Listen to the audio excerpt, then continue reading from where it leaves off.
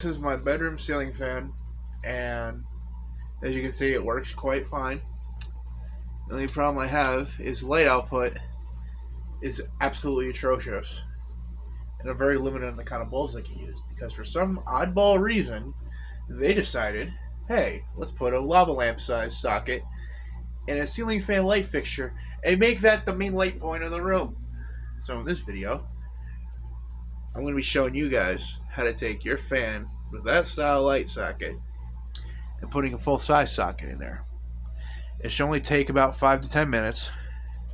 And all you're going to need is a screwdriver and a brain screw to your head, and you can do it yourself.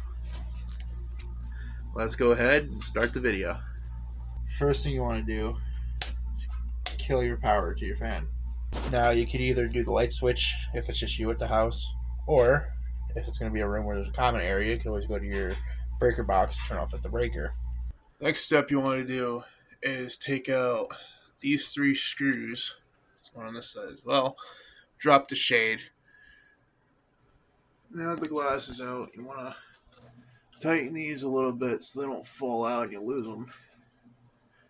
And take out your little garbage Frank-a-dink Temu LEDs. It's the only thing you can find.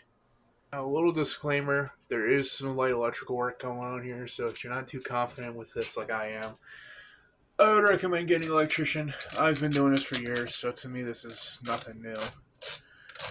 You want to take out the 3 screws holding your light fixture up. I'm going to do this off camera. I'm just going to pull out the one to show you. Now, some fans, they're attached here. Some are up here. And some, there's like a cardboard. And you just have to take out the screw and you can pull it all down. This one, they're on the bottom, like normal. Now, this is the easy part. You got 2 snap connectors here. I recommend pull the cards a couple times, just in case there's a charge in that capacitor. Pulling the strings will actually discharge that. Now that we got the light fixture down, you got 2 wires here, and then your stupid socket. Now some of them are a little different. This one has a Phillips screw on the inside. I want to take that screw out, and then these wires, one at a time, and the socket will come right out like so. Now, I'd recommend for this kind of stuff, get yourself a, I'm always having trouble opening this thing, but one of these small driver kits, because this screwdriver fits in the socket better than the big ones do. Now once you get that socket out, you're going to have the bracket piece and the screw to go into the bracket. Now, is the important part, you're going to want to go to the store and go get your new socket. Get a standard lamp socket, and what you want to do is, if you have the connectors like this have, snip them off the other socket, solder the leads onto the correct sides of the socket, and then that way it's just plug and play. You don't have to deal with getting stupid wire nuts to connect and all that. You just, as close to the OEM as you can get. Now I happen to actually have a second one of these with the bigger socket already, so this fan doesn't work anymore. It's junk, so it's going to be parts for the next one. So we're going to take the socket from this fitter, put it into the bracket of this one.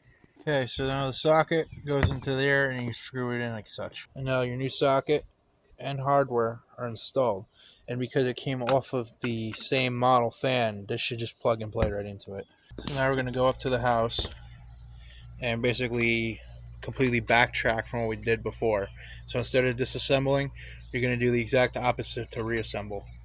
So now we're all hooked up here, and you could test the light and make sure it works before you install or after. I'm just going to do it after because I know it's going to work. And now that you got your socket in there, you take your bulb. I like the older style incandescent ones. They're harder to find, but they're definitely a better quality to me. Put it in there. And just to play it safe, I'll test your socket, which in this case, as you can tell, does function as it should. And put your globe back on. Now, when you put these glass shades on, I always give them a little room to move around, but not too loose, because you don't want them too loose where they'll fall off. But you also don't want them too tight, or they're going to crack when the bulb heats up, because glass expands and contracts. So you want to make sure you account for that. And then from there, you restore your power, and you pull your light string and see how it does. Oh yeah, Yeah, that's a lot better. Now I don't have to worry about that clanky old LED that this had. The problem was the cheap bulbs that only fit these do a strobe that give me really bad migraines. So, decided to do a video on it. Hopefully this helped you guys out. I know there's, a lot of fans of the sockets break, and people are always looking for how-tos on the videos on YouTube. So, figured I'm sure this will help somebody out there. If any of you guys have any other questions or suggestions on things you want me to do how-to videos on, please feel free to put them in the comments box. I do read them.